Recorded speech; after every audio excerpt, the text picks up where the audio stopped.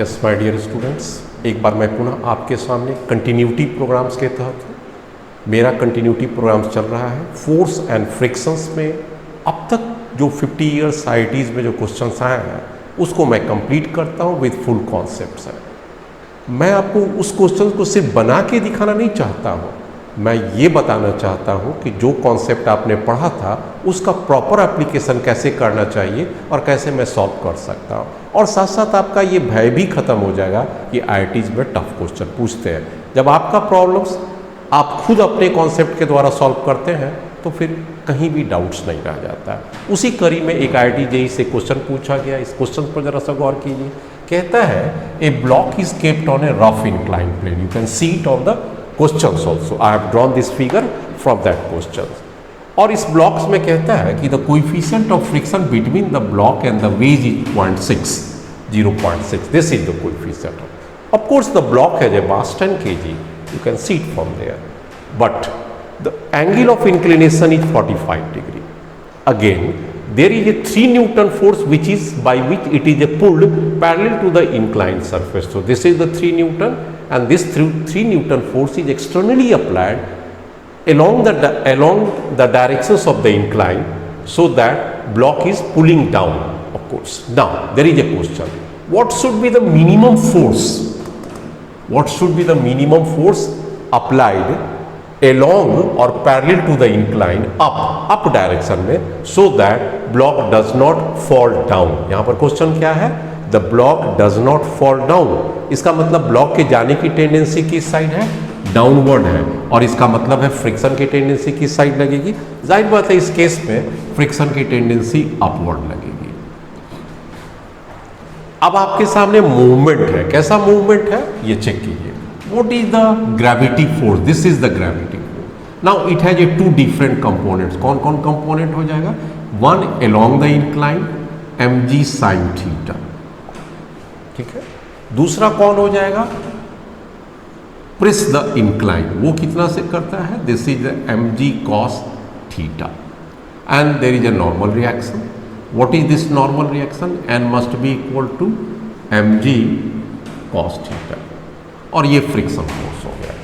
अब ये स्टेज ये है कि कहता है what is the F minimum so that it just does not slip, मतलब इसकी टेंडेंसी क्या है? नीचे स्लिप करने का है, so the limiting स्टेज में पहुंच जाएगा। So what is the F limiting? Simple, this is the mu into n. If you put this value, mu is equal to 0.6 and what is n? mg cos theta। बाद में इसकी values को मैं put कर लूँगा, अभी इतना ही रहने देंगे। अब क्या हो जाएगा भाई? ये इक्वेशंस तो बैलेंस में है, चूंकि न तो ये अप जा रहा है न तो डाउन जा रहा है, तो कौन कौन बैलेंसिंग्स में आ जाएगा? यहाँ से आ जाएंगे। दिस mg sin थीटा, ये फोर्स हो गया, plus 3 Newton along the same direction, plus 3 Newton, and that must be equal to F minimum that you need to apply, and further there is a frictional force F, and that reaches to the limiting value, so this is 0.6 mg cos theta. Now this needs to simplify and you get the answer. So what is the F minimum? That is the required. If you write this F minimum, इसको इस side ले आइए तो आपके पास आ जाएगा mg sin theta minus 0.6 mg cos theta, ये एक साइड कर लीजिए, and of course this is the 3 इस साइड आपके पास रिमेनिंग रह जाएगा, तो आपके पास आ जाएगा mg sin थीटा के साथ ही प्लस 3, यहाँ पर आप 3 लिख सकते हैं। F minimum must be equal to mg sin theta plus 3 minus 0.6. Okay. Now it needs to be simplified. Easily वे में कर लेंगे। mg sin theta में mg यहाँ पर कॉमन है, और sin theta cos theta में 45 होने के कारण दोनों का वैल्यू √2 आएगा, जो आप कॉमन ले सकते हैं। Now what is this value? 1 minus what is this value? 0.6. mg cos theta का भी वैल्यू बाहर आ चुका है, and plus 3. Now it could be simplified. M mass is 10 kg. What is the value of g? Further 10. This is the √2, and what about this 0.4 plus 3, this much of a Newton is going. 100 इसे 4 से करेंगे तो 40 divided by इसे √2 और इसे भी करेंगे √2 से मल्टीप्लाई करेंगे तो 2 हो जाएगा and plus 3, this is 20 √2 plus 3. Obviously it could be further simplified. 20 √3 means what? √2 means 1.414 plus 3. 28.28 plus 3, this is equal to 31.28. So roughly it could be written as 32 as per the choice. So the answer is 32 newtons, and this much is the minimum force that we must apply upward so that the block has just about to move upward. ये बस sorry downward, ये just इसकी downward जाने की tendency होगी और ये so friction force किधर लगेगा? अपवर्ड। ये मिनिमम एफ अप्लाई करना है, ब्लॉक में ध्यान देना है ताकि इसकी टेंडेंसी नीचे न जाए, मतलब टेंडेंसी किधर है इसे नीचे स्लिप करने का, इसलिए मैंने फ्रिक्शन फोर्स को ऊपर लिया। मैं समझता हूँ कॉन्सेप्ट क्लियर है। Next problem. Yes my dear students, इस क्वेश्चन पर भी जरा सा फोकस कीजिए। क्वेश्चन क्या कहता है, मैं इसकी यहाँ पर फिगर बना डाला हूँ। There are two different blocks M1 and M2 and they are connected by light inextensible string. Okay, the mass of M1 is 5 kg and the mass of M2 is 10 kg and it is kept on a rough horizontal surface whose coefficient of friction is 0.15. So what will have the tendency?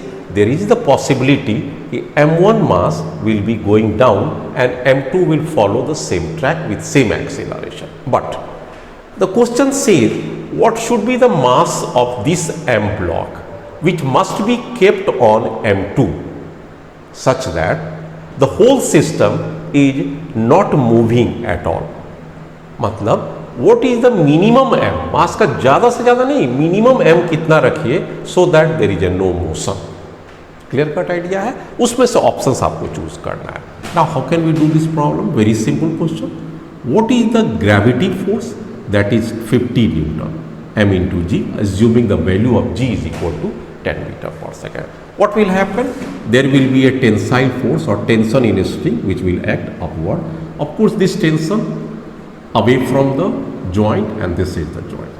Now, it is at equilibrium, not moving downward. So हम यहाँ पर क्या ले सकते हैं? System is at rest और system is at equilibrium. और इस इक्विलिब्रियम का मतलब क्या है? Limiting by putting extra mass on M2 and this extra mass is M which is required. So okay. Now अब अगर ये मोशन में नहीं है तो T must be equal to, free body diagram से T must be equal to 50 newton and this is the equation 1। तो यहाँ पर भी T कितना आ गया? 50 न्यूटन। अब इसको कौन बचाएगा? This is the F limiting. So what is the F limiting? अगर मैं F लिमिटिंग की चर्चा करूँ तो F लिमिटिंग कितना हो सकता है? This must be equal to mu into F। Mu is equal to 0.15। अब n लेने के वक्त थोड़ा ध्यान देना पड़ेगा कि ये दोनों का मास आपको लेना पड़ेगा। So what is a n? M2 plus m into g, यहाँ पर ये बात देना पड़ेगा। M2 की वैल्यू ऑलरेडी 10 है तो हमारे पास लिमिटिंग फ्रिक्शनल फोर्स कितना आ जाएगा? म्यू वैल्यू पुट करेंगे इंटू n की value M2 plus m into g, M2 plus m into g. This is the limiting force and this must be equal to mu into ये n आ गया and this must be equal to, इस n की values को मैंने यहाँ पर put कर दिया, म्यू की वैल्यू 0.15 n की वैल्यू यहाँ पर भी पुट कर सकते हैं। This is M2 plus m into g, मैं इसको यहाँ पर लिख दिया and this must be equal to 50। यही टेंशन जो है ना इसको खींचेगा और ये उसको बैलेंस करेगा इस दिशा में, तो that must be equal to 50। अब इसको सिंप्लीफाई कर रहा है and you get the answer of m। Now mu is equal to 0.15 as per the question. M2, this is 10 kg as per the question. M required. Okay. Now this G 10 and this 50 हो गया। इसमें से इसे और इसे आप cancel कर सकते हैं। अब आपके पास क्या बचेगा, 10 plus m must be equal to f divided by 0.15, तो 0.15 इंटू 100 हो सकता है। This is so simple. यहाँ से ये वैल्यू कट जाएगा, 3 हो जाएगा 100/3। This is nothing but 100/3। So what is the m? 33.33 minus 10, that is equal to 23.3 kilogram. And this much of a mass, minimum mass needed to be kept here so that normal reaction just increases and the friction force gradually increases and ultimately it stops moving downward direction. Crux इसका यही है। मतलब क्या हो गया, इस मास के द्वारा नॉर्मल रिएक्शन को बढ़ा दिए, नॉर्मल रिएक्शन से फ्रिक्शन को बढ़ा दिए और फ्रिक्शन से इसको हमने इक्वेट उतना जरूर ला दिया फ्रिक्शन कि ये 50 न्यूटन के बराबर है और मैंने इसे यहाँ पर इक्वेट किया। This is equal to 50।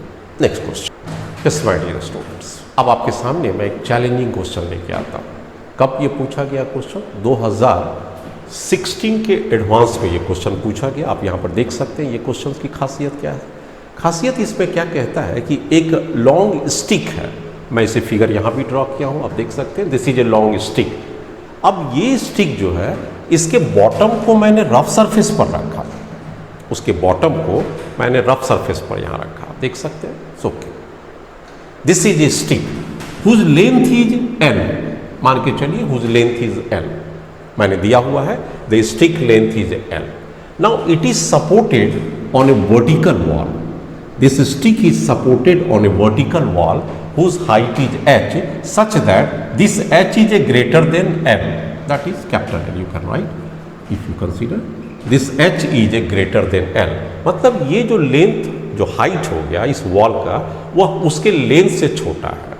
Now what is the positioning of the length according to the questions? ये कहता है ये लेंथ जो है कुछ एक्सटेंडेड है ओवर द वॉल। कितना एक्सटेंडेड है ये नहीं देता है, but it is extended over the wall and the mass of this stick, जो ये स्टिक जो है जिसकी लेंथ l है उसकी 1.6 kg है, 1.6 kg। अब अगर वो 1.6 kg है तो वो सेंटर पर एक्ट करेगा और अगर फोर्स में इसे कन्वर्ट करें 1.6 इंटू 10 तो 60 Newton force is acting downward at the center of the stick which is at L/2 and this is again L/2 from the this end, not from the wall but up to this wall.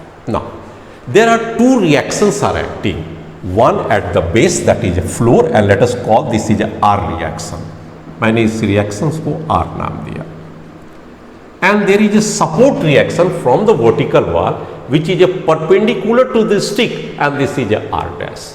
आप देख सकते हैं इसका reaction कैसे लगेगा, जब भी होगा तो reaction is always perpendicular to the stick, तो ये उसकी direction.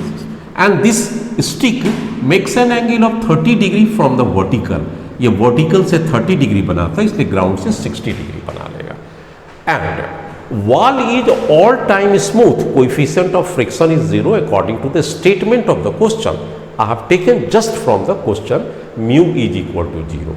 And what about the ground surface? This ground surface has a sufficient amount of roughness, that is it is called rough surface, but there is a no provision of coefficient of friction, ये इसमें नहीं दिया हुआ। but there is a one point according to the question, क्या कहता है? This reaction from the floor and the reaction from the wall are equal in magnitude, not in direction but equal in magnitude. So according to the question, R and R dash are same. Now what is the required? You have to find the ratio of h by l. This I have written according to the question. Find the values of h by l and you also find the frictional force acting at the ground level. So two terms are required, one by one I will do it. Now move it. अब क्या सबसे important बात है, what about the tendency of this stick? ये tendency क्या होगी? Due to the loading condition आप सोच सकते हैं इसकी टेंडेंसी क्या होगा, लेफ्ट साइड मूव करेगा, क्योंकि ये स्लिप करेगा ना बच्चे लोग, ये स्लिप करेगा तो इस स्टिक की मूवमेंट क्या होगी, पीछे। तो क्या आपने गेस किया फ्रिक्शन फोर्स किस साइड लगेगा? मैं रेड कलर से कर दे रहा हूँ, this is the friction force and let us suppose it has a sufficient friction. मैं ये नहीं कहता हूँ कि ये लिमिटिंग केस में है, it has a sufficient friction which holds the stick at its own position, but this is the F direction. Okay, now अब अगर आप इस स्टिक की फ्री बॉडी डायग्राम लेते हैं तो इसको जरा सा जो इंक्लाइंड है रिजॉल्व कर दीजिए in a horizontal and vertical direction. मैं पहले हॉरिजॉन्टल में करता हूँ। What about this reaction R dash, R dash के साथ क्या होगा, ये 30 है, ये वैल्यू कितना हो जाएगा 60 और ये वाला वैल्यू क्या हो जाएगा वंस अगेन 30, तो आर डैश कॉस 30 डिग्री। यहाँ पर किसी को कोई डाउट नहीं होगा ये रिएक्शन। और इसका वर्टिकल कंपोनेंट कितना हो जाएगा अगर इसको एनालाइज करेंगे तो this is 60 degree, so r dash cos 60 degree, ये हो गया। यहाँ पर आप ऑलरेडी एनालाइज कर सकते हैं। नाउ अब मैं आपसे क्या कहता हूँ ध्यान देने के लिए, now consider free body diagram,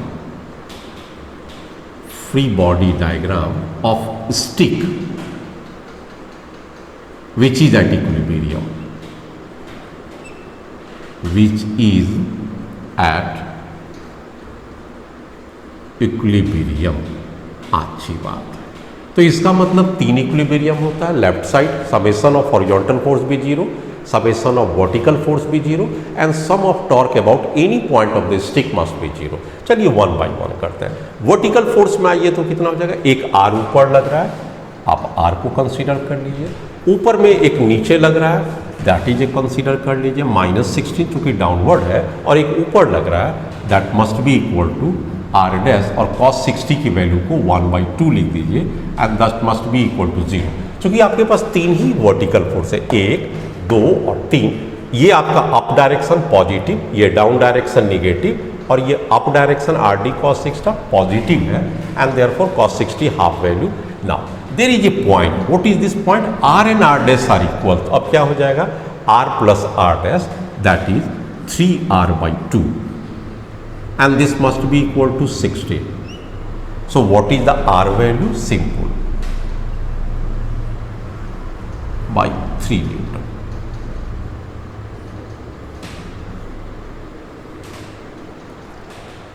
यहां बहुत आसानी से मैंने इसमें कर लिया, इसमें कोई दिक्कत नहीं।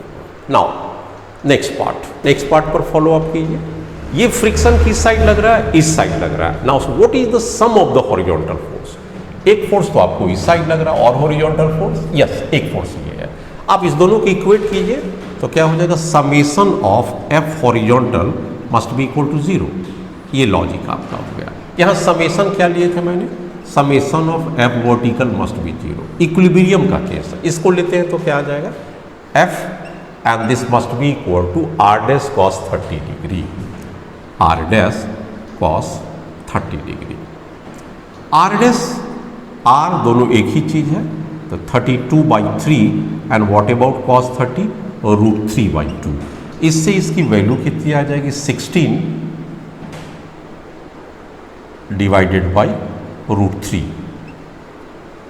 cos 30 की वैल्यू आप आराम से देख सकते हैं, √3/2, 2 से ये 2 कटेगा और √3 से ये √3 कटेगा, तो 16/√3 न्यूटन। नेक्स्ट, आपके पास फोर्स तो आ गया, लेकिन अभी भी आपके पास H/L की रेशियो निकालना बाकी है। How can we find this? अब मैं इस पॉइंट पर टॉर्क लेता हूं। What about the torque at point A? This torque at point A must also be 0 according to the rule, so the torque at point A must be equal to 0। ध्यान से ले लीजिए, answer आ जाएगा आपके पास। अब torque at point A ले रहे हैं, तो यहाँ पर लगने वाले कोई भी फोर्स का इफेक्टिवनेस खत्म हो गया, क्योंकि इस तो टॉर्क देगा नहीं, क्योंकि force passes through the point, friction force passes through the point, इसकी बात ही खत्म हो गई। अब कौन देगा, ये 60 न्यूटन देगा, और 60 न्यूटन अगर यहाँ पर ले लीजिए तो ये कितना हो जाएगा 60 न्यूटन टॉर्क ले रहे हैं।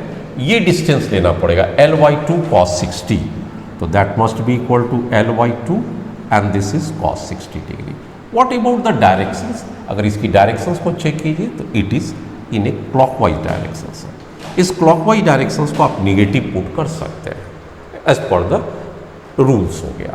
अब दूसरा कौन सा फोर्स लगेगा, एक फोर्स तो यहाँ पर खत्म हो गया, ये दोनों तो है नहीं, यहाँ पर का ये R डैश लग रहा है, एक इस R डैश को चेक कीजिए। और कौन फोर्स लग रहा है आपके पास, कुल कितने फोर्स है इसको जरा चेक कर लीजिए।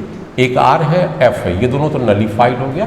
एक 16 न्यूटन है आपने ले लिया, ये किस साइड जा रहा है, क्लॉकवाइज जा रहा है। अब ये वाला किधर जाएगा, इसकी डायरेक्शंस हो जाएगा हमारे पास एंटी क्लॉकवाइज है, तो आपके पास आ जाएगा प्लस R, एंटी क्लॉकवाइज के लिए प्लस हो गया।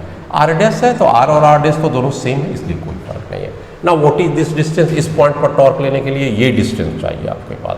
ये डिस्टेंस कितना है, ये h है, ये वाला डिस्टेंस देखिए h है, और आपको ये चाहिए तो h बाई साइन 60 डिग्री हो जाएगा। तो this you can write h by sine 60 degree. एक बार पुनः आ जाइए कि मैंने टॉर्क का कौन सा डिस्टेंस लिया, ये देखिए this is perpendicular to the stick, तो ये स्टिक से इसकी लेंथ कितना हो जाएगा, यहाँ से यहाँ।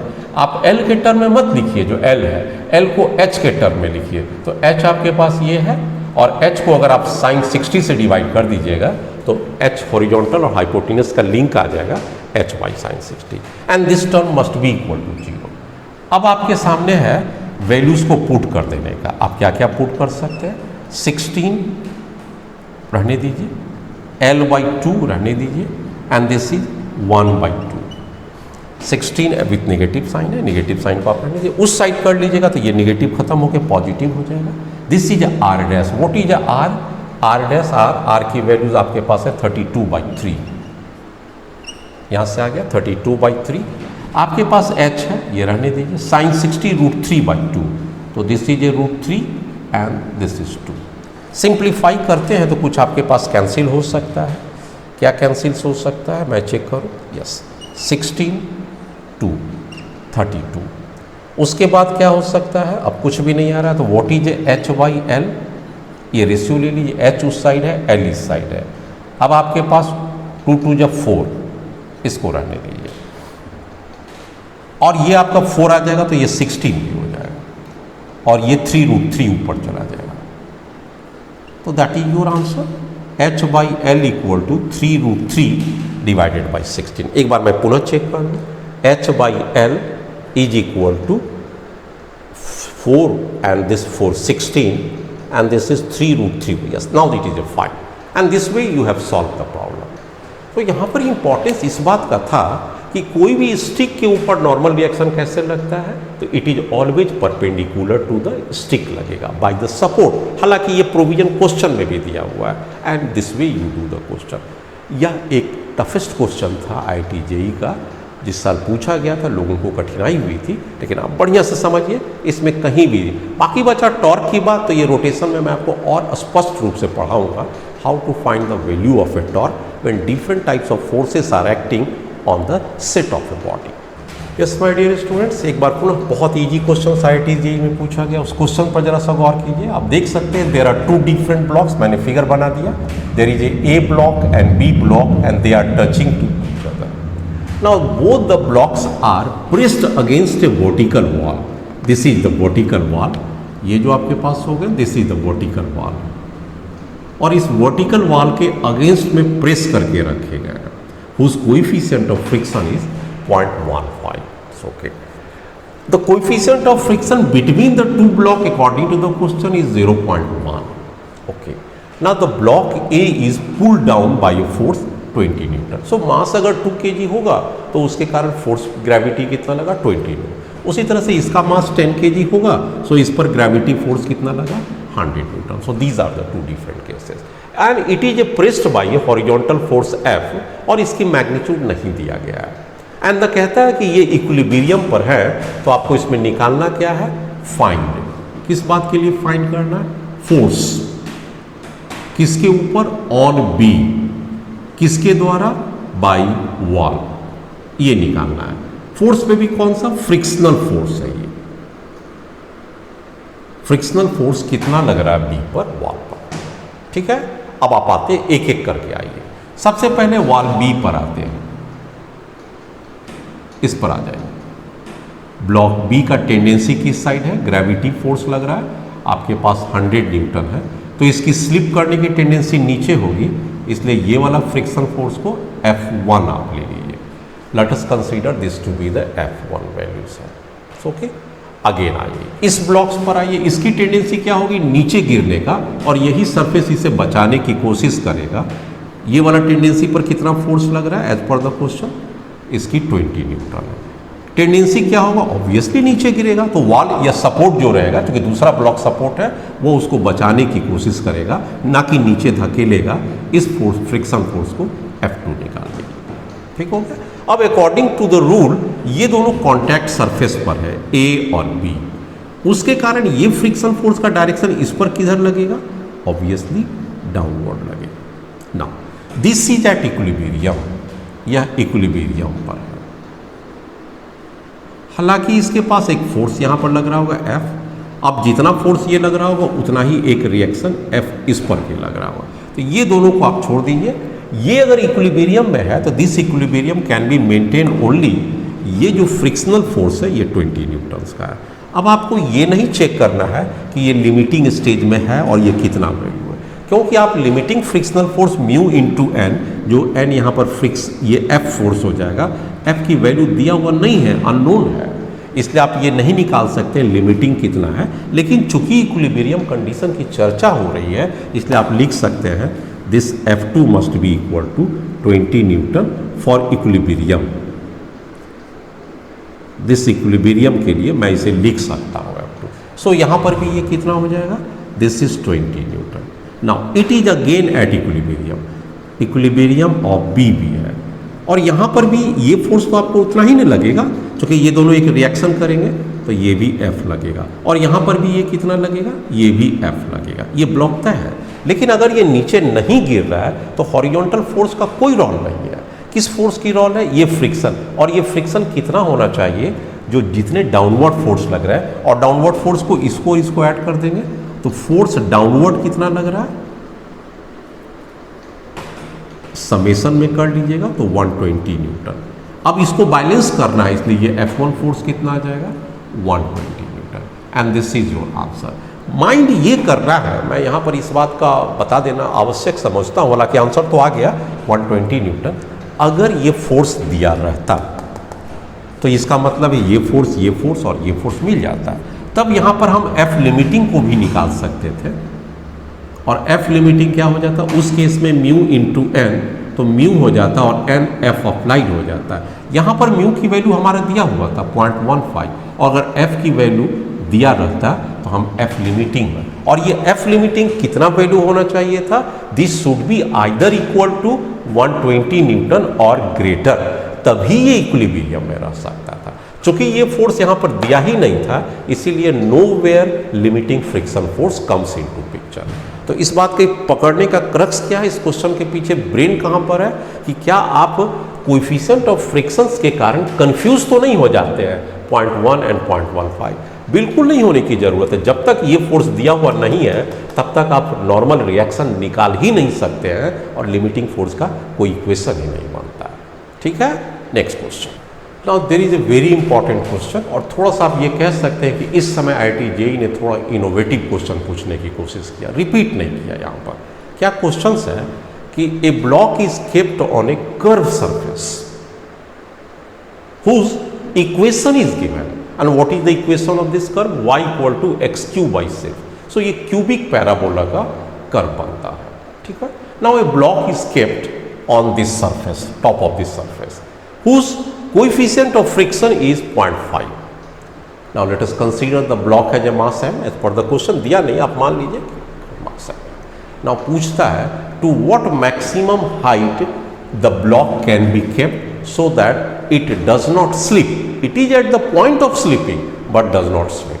ठीक है, तो क्वेश्चन में क्या होता है, what is this height, and I have considered this height to be h, ये वैल्यू कितना होगा so that it does not slip but do consider the coefficient of friction 0.5। very simple question।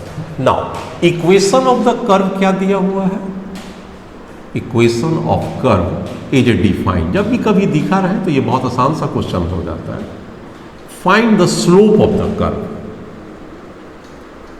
slope of curve, इसके लिए आप क्या निकालिएगा, this is simple dy by dx, this is called the slope of the curve at a given specified position, जो मैं देख लूँगा।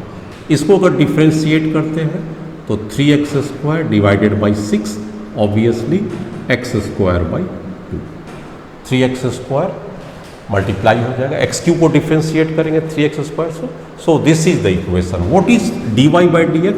This is nothing but slope of the curve tan theta equal to x²/2। अब यहां पर क्या stage बन गया कि ये वाला जो स्लोप हो गया, इस लाइन को आप पहचान सकते हैं, दिस इज द स्लोप, ये आपका tan थीटा आ गया, इस पॉइंट पर आ गया। ओके, तो अब आपके पास tan थीटा y²। अब ये ब्लॉक की टेंडेंसी क्या होगी, एक फोर्स किधर लगेगा, अब मान लीजिए ये इस तरह के कर्व पर आ गया, इस तरह के कर्व पर, अब यहां पर आ जाइए, इस पर दो फोर्स लगेगा, एक डाउन द इंक्लाइन लगेगा इस साइड, वो कितना हो जाएगा, अगर वो एंगल थीटा है तो mg sin थीटा, ये थीटा एंगल है ना ये वाला, इसलिए ये फोर्स कितना लगेगा mg sin थीटा, और नॉर्मल रिएक्शन ये कितना लगेगा n = mg cos थीटा, जिसके कारण लिमिटिंग फ्रिक्शन फोर्स का डायरेक्शन किधर हो जाएगा f, और what is the f limiting, this is simple μn = mg cos theta, ये आप ले सकते हैं f limiting. Now for equilibrium क्या केस बनेगा, फॉर इक्विलिब्रियम के लिए अब आपके पास क्वेश्चन 1 मिनट का हो गया। अगर मैं कहता हूं कि मैक्सिमम हाइट गया है तो equilibrium mg sin theta, this mg sin theta must be equal to μmg and of course cos theta. Now what is mg तो कैंसिल कर लीजिए पहले, आपके पास ये टर्म और ये टर्म को कैंसिल कर लीजिए। Now what is this tan theta sin theta by cos theta, and this is mu. Now what is the value of tan theta, already आपके पास आ चुका है x²/2, and what is the mu value 0.5। So what is this x value, ±1 metre आपके पास आ गया। तो इतना हॉरिजॉन्टल जो कोऑर्डिनेट होगा, अगर इसकी कोऑर्डिनेट 0, 0 से स्टार्ट करें तो यहाँ तक की कोऑर्डिनेट आपके पास आ गया x। Can you find the value of y? Why not, there is a relationship between y and x। तो y की वैल्यूज को यहाँ से आप पुट कर लीजिए, that is the required.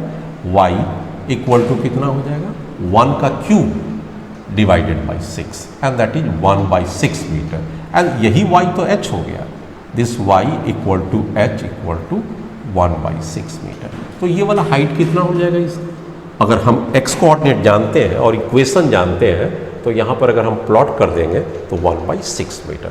So the answer is 1/6 metre from the ground. तो ये क्वेश्चन थोड़ा सा इनोवेटिव है, लेकिन है क्या, बहुत आसान है ना। अब मेरा का क्या टारगेट था कि हम स्लोप निकाल लिए tan थीटा, और स्लोप निकाल लिए तो ये इंक्लाइन हो गया, अब कर्व खत्म हो गया, ये इंक्लाइन आ गया। तो इंक्लाइन पर तो हम जानते हैं कि स्लिपिंग कैसे करता है, downward forces must be equal to upward forces, downward forces mg sin theta मैंने यहाँ पर लिखा, and what is the up forces up the incline क्या लगेगा, μ × n equal to mg cos theta. Equate किया, आंसर आ गया। Next, yes my dear students, अब मैं आपको एक चैलेंजिंग क्वेश्चन सॉल्व कर रहा हूँ। आपकी कॉन्सेप्ट तो अच्छा होगा ही होगा, कहीं ना कहीं उसमें आप नई चीज़ भी सीखते हैं, और आपका जो ऑलरेडी जान रहे हैं उसको अच्छा से ग्रिल भी कर पाते हैं। ये क्वेश्चंस जाहिर बात है कि एक अच्छे लेवल पर सेट किया गया। ये रहा क्वेश्चन। उस क्वेश्चंस के मुताबिक आप देख सकते हैं कि there are 2 different blocks touching to each other. So there are 2 different blocks m1 and m2 such that mass of m1 equal to 1 kg and mass of m2 equal to 2 kg as per the question. This is kept on a rough inclined surface. Okay. Now the coefficient of friction between m2 and block is a 0.3, but coefficient of friction between m1 and the inclined plane is equal to 0. यहाँ पर दो चीज़ को ध्यान दीजिएगा, and this is the theta. अब क्या कहता है कि for the different values of theta 5 degree, 10 degree, 15 degree and 20 degree, what is the frictional force. Frictional force किधर लग रहा होगा, मैं तो आपको आसानी से बता सकता हूँ, this is the direction of it. ये चूंकि ये जाने की टेंडेंसी डाउनवर्ड होगा, फ्रिक्शन फोर्स ऊपर लगेगा। तो कहता है what is the frictional force on m2। Frictional force किस पर, m2 पर। इसको मैंने लिस्ट 2 पर रखा और लिस्ट 1 पर एंगल को रखा as per the question.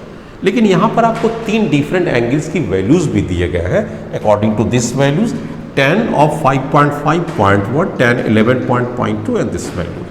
Now the question is कि अगर ये angle theta equal to 5 degree है, what is the frictional force acting on m2। अब ये बात है, चलिए मैं एक एक करके एनालाइज करता हूँ। सबसे बड़ी बात यह है कि इसका डाउनवर्ड फोर्स दोनों किस साइड लगेगा। अगर आप इसकी डाउनवर्ड फोर्स निकालते हैं तो किधर से लगेगा, ये देखिएगा ध्यान में, ये दोनों एक साथ कॉमन आ जाएगा और दोनों ही इसे नीचे की ओर प्रेस करेगा।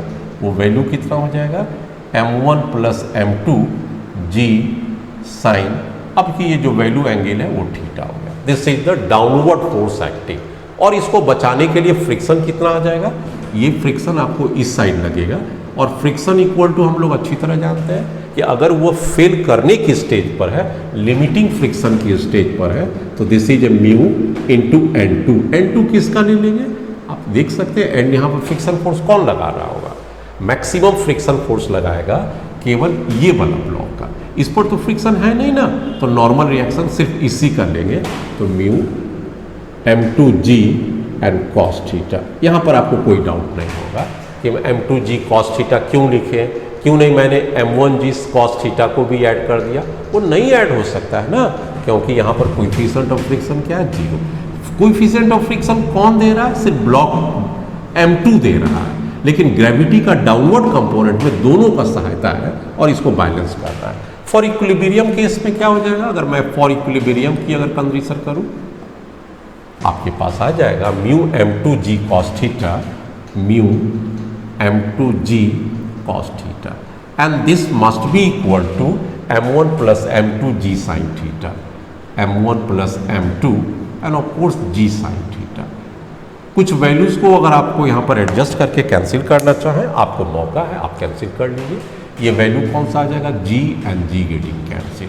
Now what is the value of A mu, this is 0.3, ये आपको यहाँ पर लिखना पड़ेगा। What is the value of A m2, this is 2। Now what is the value of A cos theta, आप यहाँ पर रुक जाइए। cos थीटा की जगह पर आप एक काम कर सकते हैं, m1 प्लस m2, यहाँ पर आप cos थीटा की वैल्यू को रहने दीजिए। m1 प्लस m2 की वैल्यूज को आप लिखते हैं तो 3 लिख सकते हैं, and this is equal to sine theta.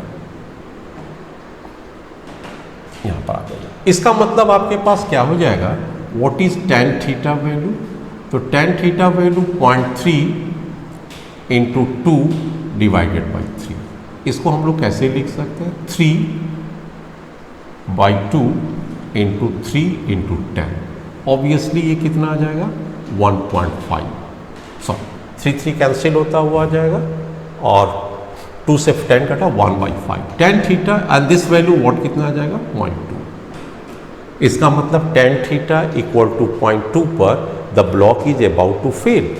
अब अगर मैं यहाँ पर बात करूँ तो tan 0.2 की जगह पर मैं क्या लिख सकता हूँ, tan 11.5। तो tan इस थीटा की जगह पर आप 0.2 के हिसाब से 11.5 का आता है, तो ये थीटा का वैल्यू कितना हो गया, 11.5 डिग्री एंड 0.2। इसका मतलब ये हो गया कि एंगल कितना है लिमिटिंग फ्रिक्शन के लिए, तो this is theta for limiting के केस के लिए कितना हो जाएगा, 11.5 डिग्री। इस केस पर लिमिटिंग केस है, मतलब इससे कम होगा तो वो क्या हो जाएगा, सेल्फ एडजस्ट करेगा, और अगर थीटा इससे ज़्यादा हो जाएगा तो काइनेटिक फ्रिक्शन के मुताबिक नीचे चला जाएगा। अब एक एक करके चेक कीजिए। Consider this theta is 5 degree. आप जैसे ही इसे 5 डिग्री देखते हैं तो लिमिटिंग से कम वैल्यू आ गया, तो यहाँ पर क्या करेगा, सेल्फ एडजस्ट कर लेगा। अब वो सेल्फ एडजस्ट कितना करेगा, तो वो जो फ्रिक्शन फोर्स अपना लगाएगा, यहाँ पर क्या करेगा, if theta is equal to 5 degree which is less than 11.5 degree, self adjust करेगा। कौन सेल्फ एडजस्ट करेगा, m2 फ्रिक्शन। अब m2 फ्रिक्शन कितना है ये तो हम जानते हैं, m2g cos थीटा, म्यू लगेगा, म्यू इंटू n हो जाएगा, जहाँ m2g cos थीटा आ जाएगा। तो ये आपके पास क्या आ जाएगा, थीटा इक्वल टू 5 डिग्री के लिए m2 म्यू की वैल्यू तो रहेगा, m2g cos थीटा ये वैल्यू आ जाएगा। कब की बात ये हो जाएगा, जब थीटा की वैल्यू 5 डिग्री हो जाएगा। नाउ लेट अस कंसीडर, ये फ्रिक्शन आ गया आपके पास, ये कैसा, अब ये कंसीडर कीजिए theta is equal to 10 degree, it is still lesser than degree, and so what is friction, अभी भी वो सेल्फ एडजस्ट कर लेगा, रोक देगा। सेल्फ एडजस्ट कितना करेगा, mu m2g cos theta, self adjust किया। अब बात करते हैं थीटा इक्वल टू 15 डिग्री के लिए। इस केस में क्या करेगा, it is A greater than 11.5, तो ये स्लिप कर जाएगा।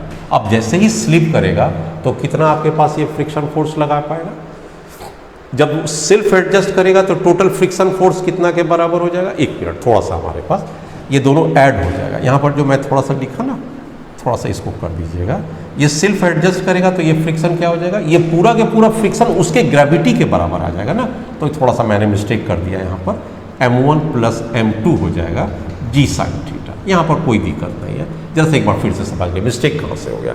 नीचे कितना लग रहा है m1 प्लस m2, और इसको सेल्फ एडजस्ट करेगा, ये फ्रिक्शन कितना फोर्स जितना ये उतना लगा लेगा इसको, तो ये मेरा आ गया। और यहाँ पर भी वही केस हो जाएगा ना, सेम डिटो सेम आ गया, क्या आ जाएगा, सेल्फ एडजस्ट करेगा तो फ्रिक्शन क्या हो जाएगा, m1 plus m2 G sine theta, ये सेल्फ एडजस्ट हो गया।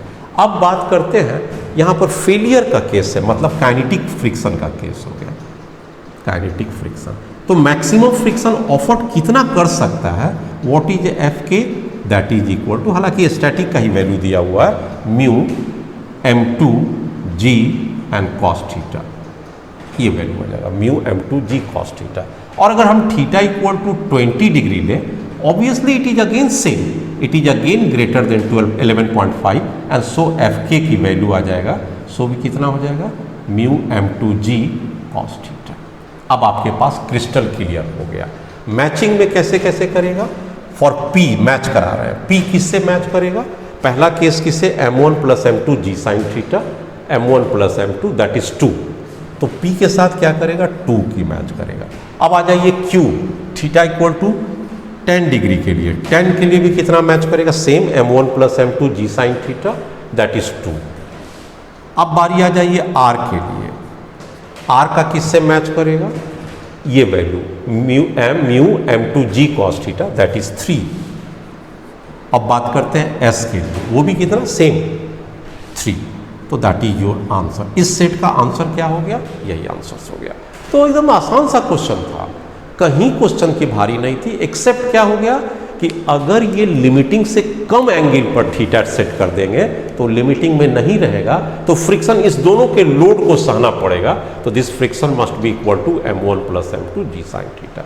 और अगर उसके क्रिटिकल या लिमिटिंग एंगल से ज़्यादा सेट कर देंगे तो सरसरा के नीचे गिरने लगेगा, उस केस में मैक्सिमम काइनेटिक फ्रिक्शन क्या हो जाएगा, इस ब्लॉक को छोड़ दीजिए केवल इसका, तो mu m2 g cos theta, mu m2 g cos theta, ये इस ब्लॉक के द्वारा लगा। And this question is over. ठीक है, next question. Yes my dear students, एक बार मैं पुनः आपके सामने क्वेश्चन के साथ हूँ। क्या कहता है कि there is A block whose mass is A m, you can see in the figure also. उस फिगर को मैंने यहाँ पर प्रोजेक्ट किया ताकि एनालाइज कर सकूँ। तो वो ब्लॉक के मुताबिक ये ब्लॉक है जो एक रफ इंक्लाइंड सरफेस के ऊपर प्लेस्ड है, which coefficient of friction is mu and of course mass of the block is m. Now there is a force P which is acting up the incline by magnitude P, देख सकते हैं, which is a parallel to the incline also. Now the values of P changes from P1 to P2 and this P equal to mg sin theta minus mu cos theta and the value of a P. So P का value दो value होगा P1 and P2 और इसके बीच में वो value change कर सकता है। क्लियर कट आ गया। Initially tan theta is greater than mu coefficient of friction, मतलब आप अगर ध्यान से देखिएगा तो angle of friction is greater than angle of repose is greater than angle of friction, ये स्टेज बन रहा है। तो इसका मतलब क्या होगा, the block is about to slip. इस स्टेज पर क्या हो जाएगा, the block is about to slip. एक बार जरा फिर सोच लीजिए, आप कैसे कह सकते हैं ब्लॉक स्लिप करेगा, क्योंकि अगर एंगल को ज़्यादा ऊंचा करते जाएंगे तो अल्टीमेटली ब्लॉक की टेंडेंसी क्या होगा, नीचे गिरने का। And under that circumstances friction force किधर लगेगा, अगर ये ब्लॉक नीचे की ओर जाएगा तो ये वाला फ्रिक्शन किधर लगेगा, अप द इंक्लाइन लगेगा। And according to the question force friction is positive, friction is positive when up the incline, उस फ्रिक्शन को पॉजिटिव ले लेना है व्हेन अप द इंक्लाइन लगता है। ठीक आ गया। अब हम लोग चलते हैं, पहला फोर्स आप लगाइए mg sin theta minus mu mg cos theta. इस फोर्स को आप अच्छी तरह पहचानते होंगे, यहाँ पर दो फोर्स लग रहा है, एक mg साइन थीटा। आप अगर इस पर फोर्स को आप एनालाइज करते हैं तो इस पर डाउनवर्ड फोर्स, फ्रिक्शन फोर्स के कारण टोटल फोर्स कितना लग जाता है। तो आपको याद है इक्वेशन लिखते थे हम लोग, mg sine theta minus mu into N, और म्यू एन के जगह पर mg कॉस थीटा। यही मैं फोर्स लिखता था नेट डाउनवर्ड फोर्स। ये कौन सा फोर्स होता था? Net downward force.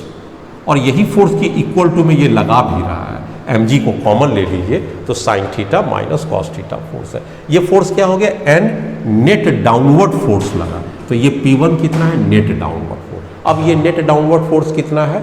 जाहिर बात है कि इंक्लिनेशन ज़्यादा होने के कारण ये डाउनवर्ड जा रहा है, इसलिए फ्रिक्शन फोर्स किधर लगेगा? अप लगेगा। अब क्या कहता है कि पहला में क्या हो जाएगा, अगर एक ग्राफ को प्लॉट किया जाए, किसके किसके बीच में प्लॉट किया जाए, this is the frictional force, वो जो मैं लगा रहा हूँ frictional force, and this is the applied P के जगह पर। तो पहले P क्या था आपके पास? ये वाला लग रहा था। ये वाला उस लिमिटिंग से कम हो जाने के कारण इसकी टेंडेंसी क्या हो रही थी? नीचे स्लाइड कर रहा था और फ्रिक्शन फोर्स ऊपर लग रहा था, इसलिए फ्रिक्शन फोर्स का वैल्यू यहाँ से स्टार्ट होगा। अब क्या हो गया? इस फोर्स के द्वारा लास्ट में P2 equal to mg sine theta mu, इसका मतलब क्या हो जाता है? ब्लॉक इज गोइंग अप ये फोर्स पे। क्यों? क्योंकि ये फोर्स आपके उस लिमिटिंग से ज़्यादा हो जाते हैं, तो यहाँ पर हम लोग जब अप जाने लगता है ब्लॉक, तब फोर्स क्या हो जाता है? ये हम लोग लिखा करते थे mg sine theta plus mu mg cos theta. ये कब के लिए हो जाता है? कि जबकि ग्रेविटी भी इधर लग रहा है mg साइन थीटा और फ्रिक्शनल फोर्स भी इधर ही लग रहा है म्यू mg कॉस थीटा।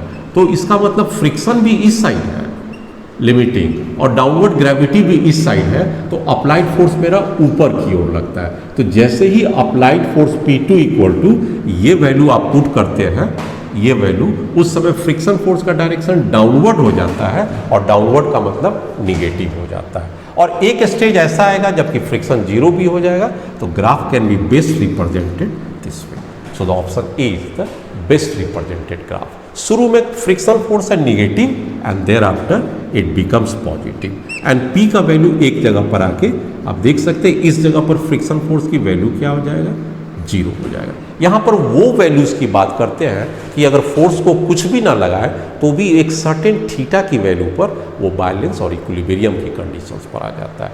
एक बहुत ही आसान क्वेश्चन है। Next, yes my dear students, ये बहुत ही आसान सा क्वेश्चन सेट हुआ और बार बार रिपीटेड कॉन्सेप्ट के ऊपर सेट हुआ कि there is A block whose mass is √3 kg is kept on a rough horizontal surface whose coefficient of friction as per the question 1 divided by 2√3. This block is pushed by a force F making an angle 60 degree to the directions of horizontal. Now what is the question? अब आपसे ये पूछता है what is the maximum force, कितना होगा, so that equilibrium is maintained.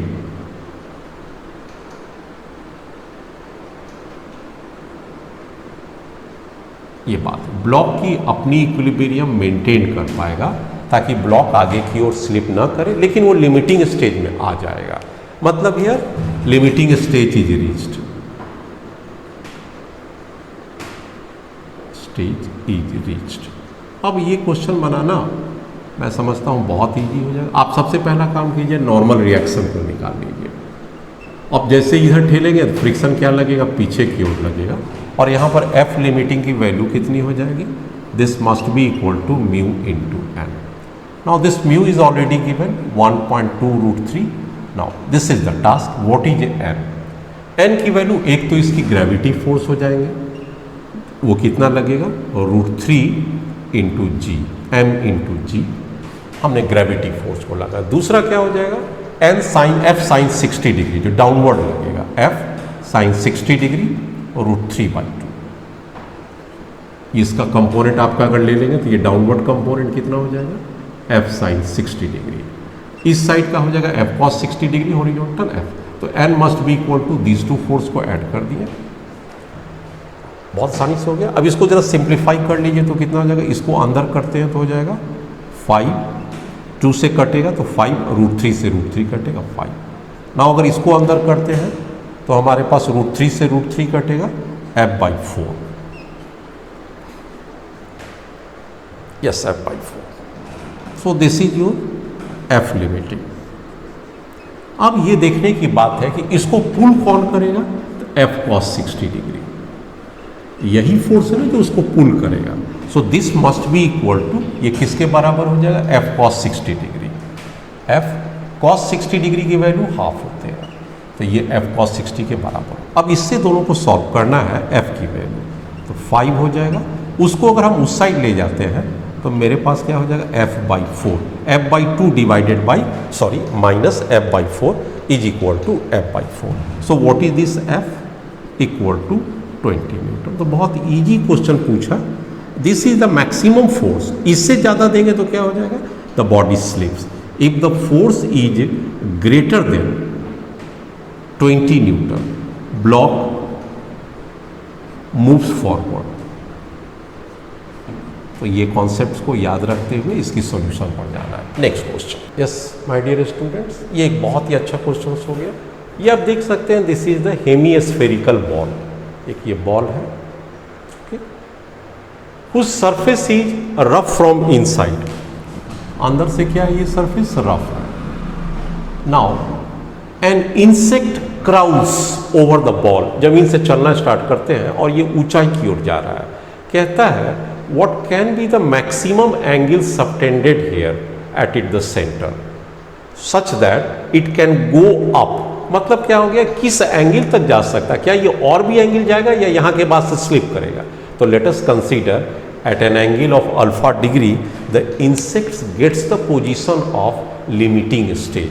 अब अगर ये लिमिटिंग स्टेज में आ गया है तो ये कैसा केस हो जाएगा, एक इसको डाउनवर्ड फोर्स लगेंगे. गेस कीजिए तो कितना हो जाएगा, this must be equal to mg sine. अब जरा सा इसको जरा सा गेस कीजिए तो ये एंगल कितना हो जाएगा, ये अल्फा है बच्चे लोग. ये क्या हो जाएगा, 90 minus alpha. So this is called alpha. आपके पास ये वैल्यू कितना हो जाएगा, अल्फा 90 माइनस अल्फा अल्फा. ये ग्रेविटी का फोर्स आपके पास कितना लग रहा है, डाउनवर्ड लग रहा है. ये आपके पास ग्रेविटी हो जाएगा. इस ग्रेविटी के कंपोनेंट को अगर मैं इस साइड तोड़ूँ तो ये 90 माइनस अल्फा हो जाएगा, तो mg cos अल्फा हो जाएगा. यहाँ पर थोड़ा सा इसमें परिवर्तन ठीक आ जाएगा. और ये वाला वैल्यू कितना हो जाएगा, ये mg हो जाएगा. ये अल्फा है तो ये भी अल्फा हो जाएगा. तो ये वैल्यू क्या हो जाएगा, mg and this is cos alpha. यहाँ पर का component mg cos 90 minus alpha हुआ ना, तो ये वैल्यू क्या हो जाएगा, mg sin अल्फा. यहाँ पर cos 90 minus alpha sin alpha, और ये हो गया. ठीक है, तो वह कौन सा फोर्स है जो उसको लिमिटिंग फ्रिक्शनल फोर्स दे रहा है. तो ये कितना के बराबर हो जाएगा, normal reaction. Normal reaction always passes through the centre of the hemisphere. So what is the value of a normal reaction, this normal reaction equal to mg cos of alpha equation 1. Now what is the frictional force, and that too is the limiting frictional force, mu into N. Mu की value 1/3 है और n equal to कितना है, mg cos of alpha. Equation 2 दे देते हैं, equation 3 दे दीजिए. और जो डाउनवर्ड पुलिंग फोर्स कितना है, mg sin alpha. For equilibrium के लिए क्या होना पड़ेगा, फॉर इक्विलिब्रियम ऑफ इंसेक्ट, उस इंसेक्ट को उस रफ सरफेस के ऊपर इक्विलिब्रियम में क्या होना पड़ जाएगा, mg sin alpha must be equal to ये वाला पुलिंग फोर्स, और ये क्या हो जाएगा, फ्रिक्शन, और वो भी फ्रिक्शन लिमिटिंग में हो जाएगा. Must be equal to 1/3 mg cos alpha. यहाँ पर अगर आप mg और mg को कैंसिल कर लीजिए तो आपके पास क्या हो सकता है, 3 equal to cot of alpha. तो अल्फा का कितना एंगल हम लोग दे सकते हैं, alpha equal to cot inverse 3. आपका यही चॉइस है अकॉर्डिंग टू द आंसर. तो इसका मतलब हो गया, इस एंगल के बाद अगर ये ऊपर चलेगा तो क्राउड करके ये डाउन आ जाएगा और इंसेक्ट इससे ऊपर नहीं जा सकता है. लिमिट क्या हो जाएगा, ये स्लिप करते हुए ये लिमिटिंग फ्रिक्शन फोर्स हो गया और ये इससे ग्रेविटी फोर्स है. Limiting friction force all time mu into N लेते हैं, एंड म्यू की वैल्यू 1/3 है mg, और ये साइन से इक्वेट कर दिए, गेट द आंसर. नेक्स्ट, इस क्वेश्चन पर जरा ध्यान दीजिए. एक बार फिर बहुत ईजी क्वेश्चन आपके सामने IIT-JEE में आ गया. क्या कहता है, there is A block whose mass is 0.1 kg. It is pressed by a force of 5 newton against a vertical wall. इस वर्टिकल वॉल पर इसे प्रेस किया गया है, which coefficient of friction between the block and the vertical wall is 0.5। अब ये क्या कहता है, what is the frictional force, ये फोर्स कितना लगेगा, व्हाट इज दिस फोर्स, क्या ये सेल्फ एडजस्ट करेगा, क्या ये लिमिटिंग स्टेज में जाएगा। तो आप एक बात तो देख सकते हैं ना कि यहाँ पर जैसे ही ये फोर्स दिया आपके पास ये नॉर्मल रिएक्शन निकल गया, उसी समय नॉर्मल रिएक्शन, और ये वैल्यू कितना हो गया 5 न्यूटन नॉर्मल रिएक्शन। इसका मतलब है आपके पास एफ लिमिटिंग निकलने का रास्ता साफ हो गया। What is this F limiting, this is mu into N. यही चीज़ प्रीवियस प्रॉब्लम में जब मैं एक बार सॉल्व कर रहा था वहाँ एफ दिया हुआ था और तब मैंने आपको ये नहीं निकाल के दिखाया था, लेकिन यहाँ पर वैसा केस नहीं है। म्यू की वैल्यू 0.1 और एन की वैल्यू 5 हो गया। This is equal to 2.5। तो this is the maximum limiting frictional force acting downward. ठीक है, now what is the gravity force which is acting. अब देखते हैं अप्लाइड फोर्स कितना है, gravity, this is m into g. m की value 0.1 है and this is g equal to 9.8 ले लीजिए। So what is this value 0.98 newton. So maximum downward force 0.98 Newton लग रहा है और f लिमिटिंग 2.5 है। तो क्या इतना फोर्स लगेगा या सेल्फ एडजस्ट करेगा। Here downward force that is f gravity is less than f limiting, so self adjust करेगा, सेल्फ एडजस्ट।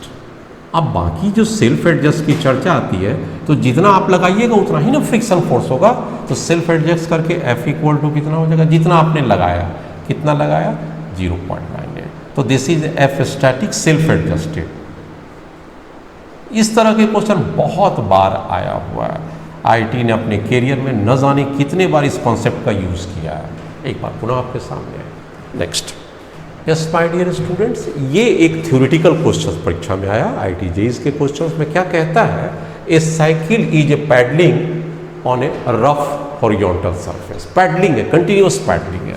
मैं फिगर बनाऊं यहाँ पर, ये एक साइकिल का व्हील है और एक साइकिल का व्हील है, दोनों एक दूसरे से लिंक है और यहाँ पर ये पैडल लगा हुआ है बोथ साइड और इस पर एक हमने इसको बैठा दिया। अब क्या कहता है कि ये साइकिल के पैडल इस बच्चे के हाथ में हो गया। अब इसमें कहता है कि cycle is a pedalling, pedalling करता है तो एक पर फोर्स लग रहा है। वो किसके ऊपर फोर्स लगता है, अमूमन इसे हम लोग फ्रंट व्हील कहते हैं, इसे रियर व्हील कहते हैं। तो रियल व्हील के ऊपर प्रेशर बनाता हुआ, दबाव बनाता हुआ, इसलिए इस पर फ्रिक्शन फोर्स आगे की ओर लगेगा। This is the frictional force, क्योंकि आपने इसके ऊपर एक फोर्स लगा के रखा है और ये अगर व्हील को आप आगे की ओर छोड़ देते हैं चलने के लिए तो इस व्हील की टेंडेंसी क्या होगी, फ्रिक्शन फोर्स उसके स्पीड को कम करेगा, तो इस डायरेक्शन में फ्रिक्शनल फोर्स बैक लगेगा। तो यहाँ पर का फ्रिक्शन फोर्स F रोलिंग हो जाएगा और ये भी रोलिंग हो जाएगा। तो ये रोलिंग फ्रिक्शन का केस हो जाएगा कि इसको कौन सा व्हील कहते हैं, फ्रंट व्हील कहते हैं, फ्रंट व्हील। और ये जो पीछे वाला बैक है इसको रियर व्हील कहते हैं।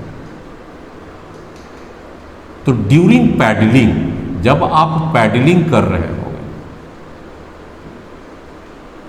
तो ये वाला फोर्स आगे लगेगा और ये फ्रिक्शन फोर्स पीछे लगेगा। लेकिन आप जब पैडलिंग नहीं कर रहे होंगे, नॉट पैडलिंग, केवल व्हील, मतलब हम फ्रंट को कह सकते हैं व्हील केवल आगे अगर मूव करता होगा तब उस केस में क्या हो जाएगा, नॉट पैडलिंग, आप पैडल नहीं कर रहे हैं तो ये फ्रिक्शन भी पीछे लगेगा और ये फ्रिक्शन भी पीछे लगेगा, रोलिंग रोलिंग। नॉट पैडलिंग पर जब पैडलिंग करेंगे तो व्हील पीछे वाला फ्रिक्शन उसे आगे की ओर पुश करेगा, यही फ्रिक्शन फोर्स तो उसको आगे ले जाएगा, लेकिन आगे वाला हमेशा अपोज करता हुआ रहेगा। तो इस क्वेश्चन का choice A is the correct. Friction force in a backward direction on a front wheel and the friction force in a forward direction in a rear wheel.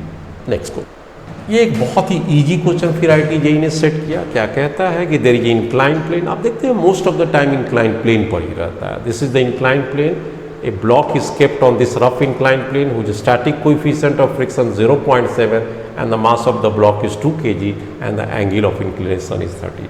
Now what is the question? What is the frictional force F on block by inclined? ये questions आपके सामने आ गया। कैसे करेंगे? Simple है। सबसे पहले इसे कौन सा फोर्स डाउनवर्ड पुल करेगा, वह कितना हो जाएगा? mg sin theta. और इसको बचाने वाला फोर्स कितना मैक्सिमम आ सकता है एफ लिमिटिंग के लिए? Mu mg cos theta. अब मैं चेक करता हूँ what is the mg sin theta. इसको जरा सा चेक कीजिए तो mg sin थीटा की वैल्यू कितना आती है? m ऑलरेडी आपके पास है 2 kg, g आप ले सकते हैं 10, sin 30 that is half, 20 divided by 10, इसे 9.8 ही ले लें तो ज़्यादा अच्छा लगेगा। 9 जो आंसर उसी फॉर्मेट में है। तो ये आपके पास कितना आ गया? 9.8 न्यूटन। ये किस साइड लग रहा है? डाउनवर्ड लग रहा है। Can you find the this F limiting value? This is the downward force हो गया। डाउनवर्ड फोर्स किसके कारण हो गया? Due to gravity. आप जरा सा निकालिए तो एफ लिमिटिंग का कितना वैल्यू है? ऑलरेडी लिखे हुए म्यू, ऑलरेडी म्यू का वैल्यू है 0.7, mg cos थीटा, m आपके पास हो जाएगा 2, g 9.8 and this cos 30 degree √3/2। इस 2 से 2 की वैल्यू कैंसिल हो जाएगी, 0.7, 9 लगभग 10 के बराबर, और ये 1.7, तो ये 7 हो जाएगा, और 19 11.5 11.9 ये न्यूटन के करीब आ गया। अब आप ये देख सकते हैं कि 9.8 न्यूटन तो 11 न्यूटन से कम है, तो क्या ये उस लिमिटिंग तक पहुंच पाएगा? ये फ्रिक्शन या सेल्फ एडजस्ट करेगा? आप लगाने वाला कम है तो फिर फ्रिक्शन ज़्यादा कैसे हो सकता है? सो इफ एफ अप्लाइड जो हमने लगाया is less then F limiting, self adjust करेगा ये। अब अगर ये सेल्फ एडजस्ट करेगा तो कितना हो जाएगा? Friction force equal to 9.8 newton, and this is the gravity force जितना डाउनवर्ड इंक्लाइन लग रहा है, और ये फ्रिक्शन फोर्स का डायरेक्शन किधर हो जाएगा? Up the incline. ये इस स्टेज तक नहीं पहुंच पाएगा म्यू mg cos थीटा, केवल एफ स्टैटिक तक ही पहुंच पाएगा। And what is this F static? This is the applied friction force 9.8 Newton. मैंने आज आपके सामने बहुत सारे प्रॉब्लम्स को सॉल्व किया। उम्मीद करता हूं कि आपका कॉन्सेप्ट बनता है। एक क्लास और इसके ऊपर मैं दूंगा जिसमें मैं पूरे कन्वेंशनल क्वेश्चंस जो फ्रिक्शंस और फोर्स में जो आए हैं IIT-JEE के अपने स्पैन पीरियड में, उसे मैं कवर करूंगा। तब तक के लिए आपसे उम्मीद करता हूं कि आप इसे रिव्यू करेंगे, पॉज करेंगे, बढ़िया से देखेंगे, अपने कॉन्सेप्ट्स को नोट डाउन करेंगे, और एक चैलेंजिंग प्रॉब्लम का संग्रह है जो आपने सॉल्व कर लिया उसे जरा ध्यान से करेंगे। नेक्स्ट पे हम आपके साथ आते हैं। तब तक के लिए गुड बाय।